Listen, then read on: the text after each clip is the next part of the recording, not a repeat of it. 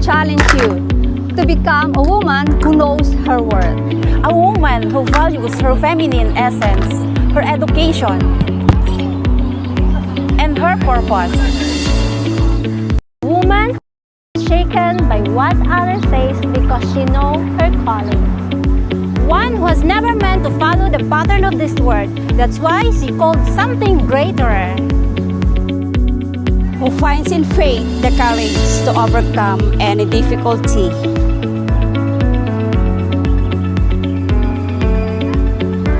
And stand firm because her trust is in God. Do you accept the challenge? Join us this weekend, August 2 and 3 at 2 p.m. the Godlywood Self-Help Meeting. See you!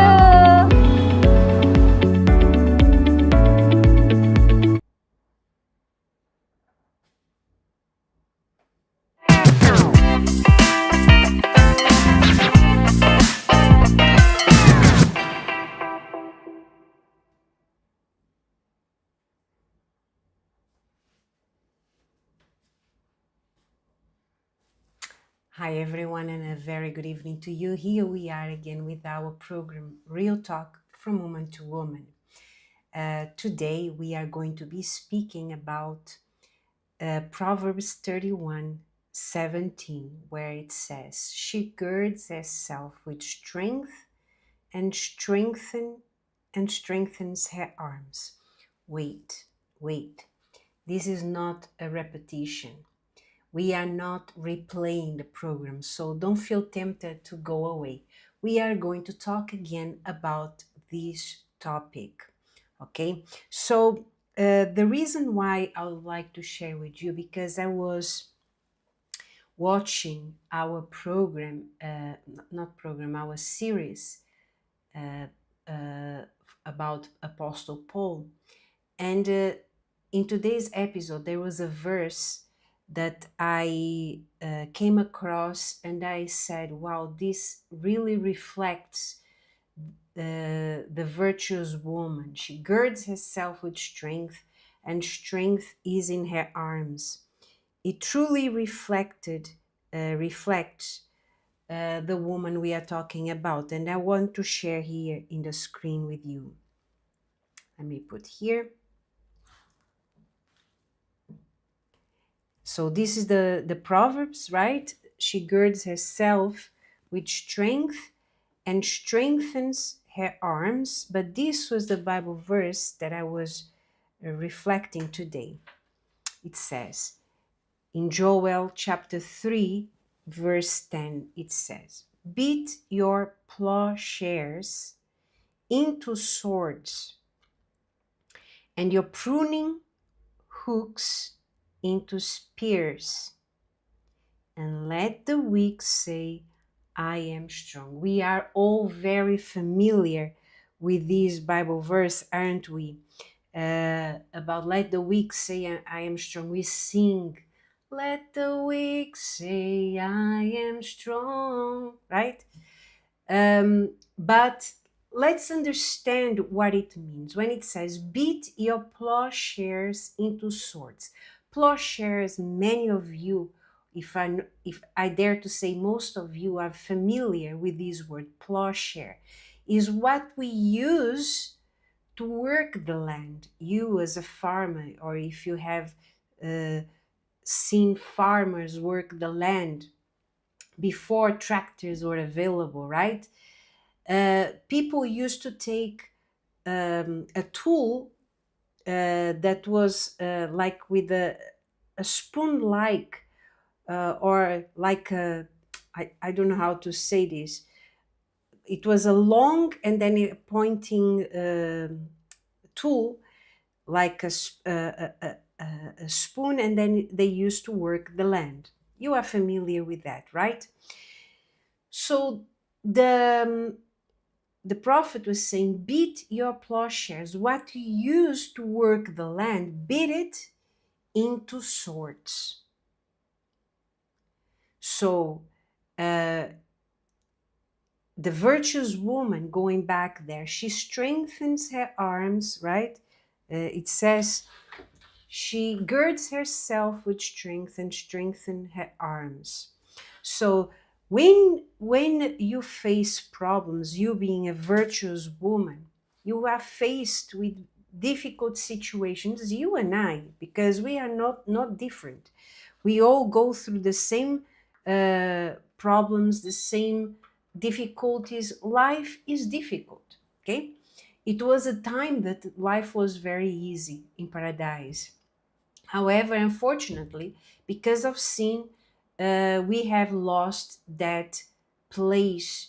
And now God had said to Adam and Eve, now you need to work the land. Now you are going to work hard for you to appreciate what you had before, right?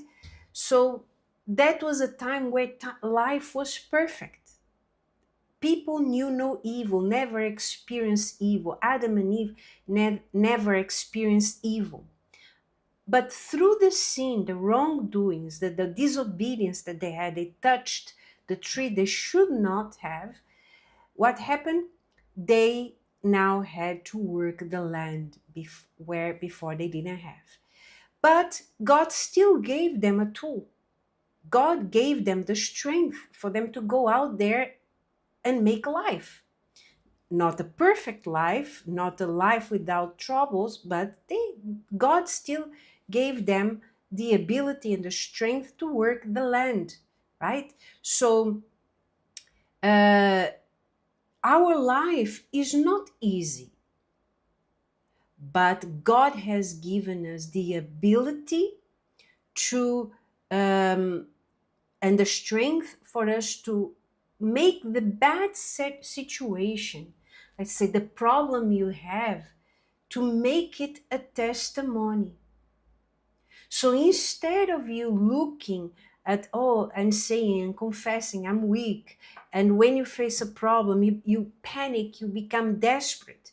No, what you do, take the plowshare and beat it in swords. Fight, not fight people, not fight in a sense of the world sees fighting, not accepting things. No.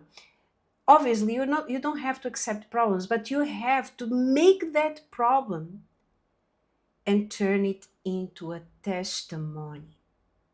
And for you to do that, it requires strength. It requires you to look at your weakness, look at your situation and say, I am strong. I can handle this because I am not alone. And that's the point where I want to emphasize to you. We touched the last program about that last Monday. We spoke about that. Our strength does not come from the physical, it is not the physical strength. Is not the strength of our arms, how strong we are, how many things we can carry. But our strength comes straight from the Holy Spirit, God Himself. That's why when we face problems, the first reaction you and we should have is to go straight to God and tell, my God, I don't know why I am facing this problem, but I know that you permitted that. I want to fulfill your plan in my life. So give me direction. How do you want me to deal with this problem? What you want me to do to resolve this problem? When you are doing that, you acknowledge your weakness, but you acknowledge as well God's power in your life. And that's why you say, I am weak, or let the weak say, I am strong. So you go there and say, you recognize your weakness before God. You don't cry about that. You take an action, you go to God, and then you know you are strong because you are not alone. Now, another thing I would like to share with you, last program on Monday, I spoke to you about it. The dictionary says to gird oneself is to put on a belt, right? But I want to go deeper because I'm still reflecting on this. And look what I found here on the dictionary. To gird oneself means to prepare for something, typically a difficult or challenging situation. Do you get it? I'm going to repeat. To gird oneself means to prepare for something, typically a difficult or a challenging situation. It implies getting oneself ready, both mentally and physically. And I add spiritually too, because you can be mentally and physically prepared. But if you are not spiritually prepared to deal with situations in spirit, your mental and your physical strength will fail you. But the spiritual strength does not fail you. So that's where your focus is. When you face a problem, it's time to depend more on God. Okay? It implies getting oneself ready, both mentally and physically. I already read that, and I added spiritually, to face a task or confrontation. This preparation involves mustering strength, courage, and resolve. And I want to finish the program talking about this. Listen, I think last Friday we touched the topic about finances. Okay, so you sometimes what you do, your family is putting a lot of pressure on you about sending financial resources. The family puts a lot of pressure on you, and you don't make firm decisions. You make weak decisions, emotionally weak decisions.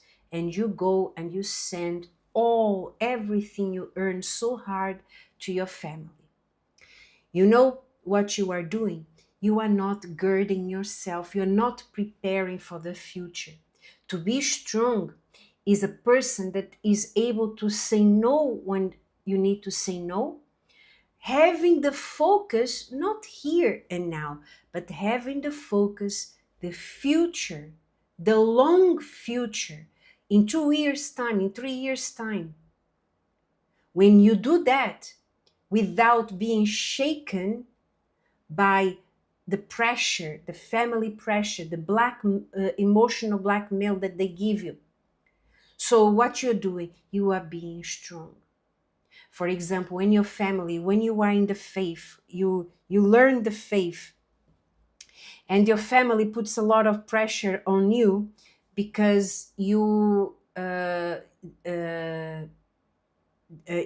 attending now the church. You have now understood that you cannot be following your family, everything that they have always teach you and told you that you had to do. And you came to the faith, you are learning about Jesus.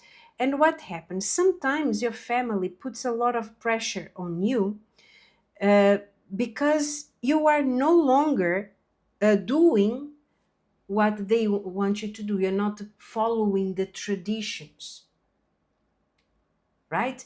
So the family puts pressure on you, and sometimes you give in to them.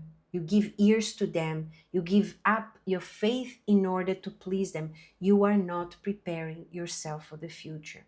You are not preparing yourself for a day of a difficult day.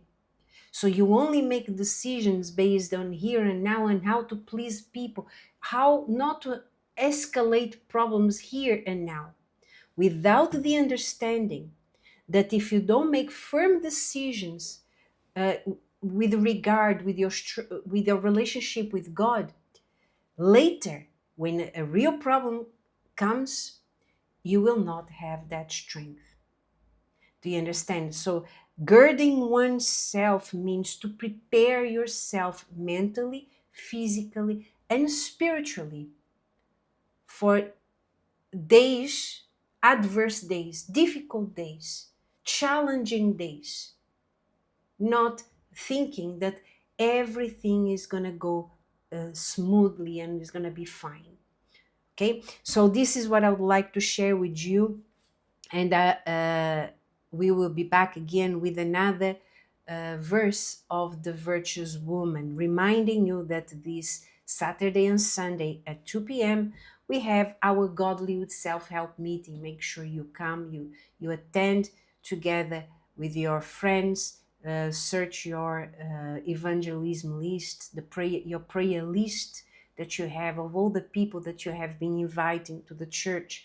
You are an assistant, a coordinator. Make sure you remind your groups about the Godlywood meeting that is going to be taking place Saturday and Sunday with Tagalog voiceover, English subtitle, and Chinese subtitle as well. That's all we have time for today. May God bless you. And also, if you prefer to listen to the meeting in English, in the Chinese hall, we will have our English meeting. Okay, main sanctuary for the Tagalog speakers, and the secondary hall or the Chinese hall is going to be for the English speaking. May God bless you, and we will see you in the church later on in our Bible study. Bye-bye now. From the very beginning of creation, it was carefully planned, intentionally designed, and brought to life. Ah, that word. Women chase after it in every possible way. We'd say it's the one thing they desire most. Searched for in a form far from the original. This fulfillment so desperately sought almost feels like a bottomless pit. But where did it all go wrong?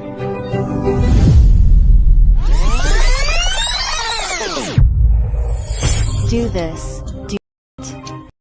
Add here, fix there. Don't you think it should be perkier?